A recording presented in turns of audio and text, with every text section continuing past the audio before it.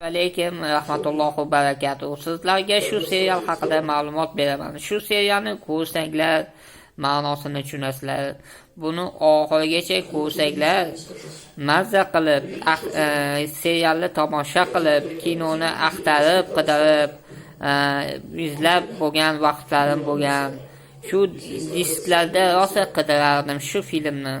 Rosa qidirib, izlab har bir seriyasini qidirib sarson bo'lib ko'chalarda yurar edim. Telefonim yo'q edi. Shu serialga men ishqiboz bo'ldim va uni ko'rib, qiziqib, mazza qilib legendarniy serial bo'lgan Qashqarlar makoni va Qashqarlar makoni pistirmani hamma seriyalarini ko'rib chiqaman. Hozir ham haliyam ko'ryapman shu serial. Menga yoqadi, ko'raman. Oxirigacha ko'ringlar va serial uchun menga like bosinglar va obuna bo'lib shu filmni rasmlarini har safar yangi rasmlarini qo'yib chiqaman.